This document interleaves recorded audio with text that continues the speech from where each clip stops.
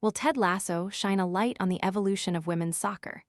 Few television shows have shaped how Americans see a sport the way Ted Lasso did for soccer.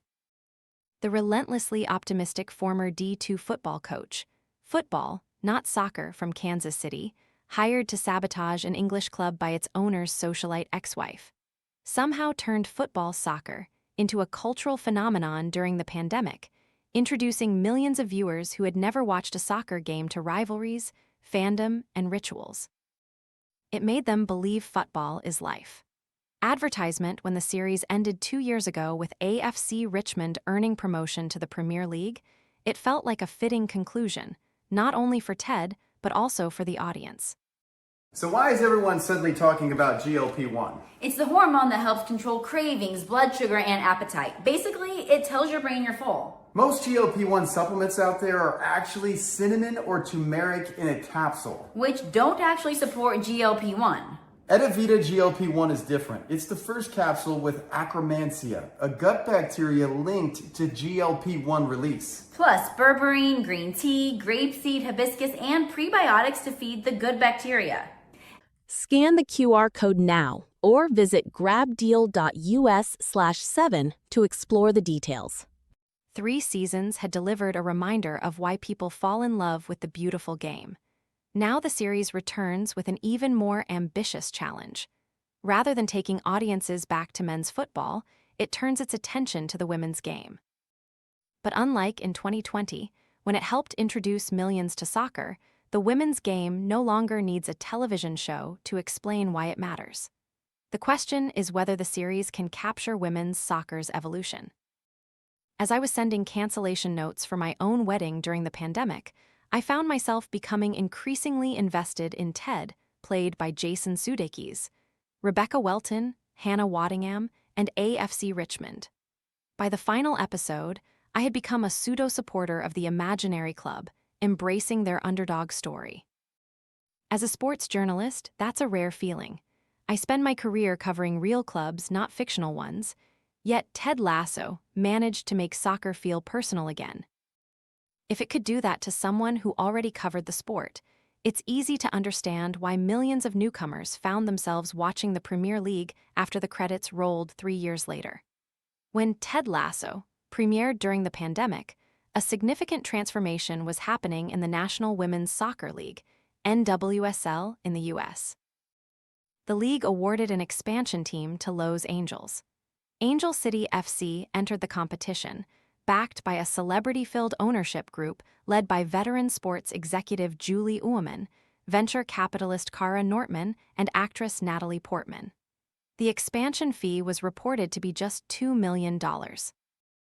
Long before the team kicked a ball, the ownership group had reimagined how a women's team could operate, putting community investment at the center of its business model while attracting sponsors and generating significant revenue.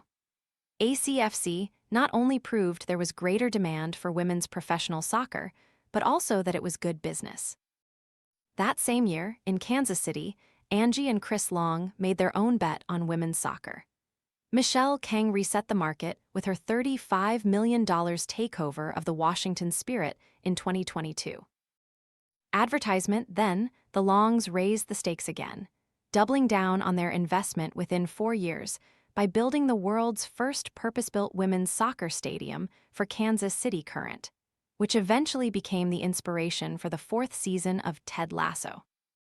In fact, Angie Long believes the Kansas City Current provided at least some small inspiration for how to do it right for the show's creators. Sudeikis, a Kansas City native, Brendan Hunt, Bill Lawrence, and Joe Kelly. NWSL expansion fees climbed from a single-digit millions to well into 9 figures, and institutional investors are pouring money into the clubs. Teams are investing in infrastructure, building stadiums and state-of-the-art training facilities instead of borrowing them from men's teams. Attendance records are being broken every season. The NWSL has grown into a 16-team league with Boston Legacy and Denver Summit joining this season. Both clubs already have stadium projects underway, while Atlanta and Columbus will enter the league in 2028 after paying expansion fees of $165 million and $205 million, respectively. England's reality is a little different, at least for now. The Women's Super League, WSL, has not experienced the same level of commercial investment as the NWSL, although the momentum is building. Last year, Angel City FC investor and former Reddit co-founder Alexis Ohanian announced he was buying an 8% stake in Chelsea Women, valuing the London club at £245 million, $326 million. In a country where men's football dominates the sports landscape, that valuation would have been unimaginable only a few years ago. The economics remain more complicated than in the United States, where most NWSL clubs operate independently, while many WSL teams remain attached to their men's counterparts, much like AFC Richmond's fictional women's side. That is what makes this season of Ted Lasso so compelling. It arrives just as women's soccer is beginning to occupy the space, both culturally and financially, that men's soccer has enjoyed for generations. I found myself questioning the show's authenticity when Keely Jones, Juno Temple, beamed as she watched the Kansas City Current play before a packed CPKC stadium, complete with fireworks in the opening episode. Yet that optimism was grounded by Rebecca's far more pragmatic concern: the financial realities of launching a women's team in England, with few fans filling the seats. Perhaps Keely is right that AFC Richmond women deserve a stadium of their own. Or perhaps, like so many women's soccer clubs in the real world, they will have to share the men's facilities until the business case catches up with the sporting ambition. That tension, between ambition and economic reality, is where women's soccer actually lives today. It is a sport experiencing extraordinary growth while still confronting unequal investment, inconsistent infrastructure, and an ecosystem that continues to prioritize the men's game.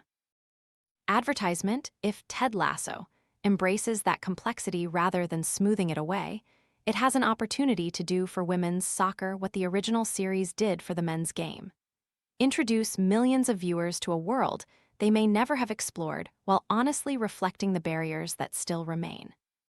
Had Ted simply returned to coach Richmond's men's team, I probably wouldn't have come back for a fourth season. But a story about a women's club trying to find its place in a rapidly changing football landscape. Over the next 10 weeks, I'll be watching to see whether Hollywood gets it right, not because women's soccer needs Ted Lasso, but because Ted Lasso now has a chance to show the rest of the world what women's soccer has become.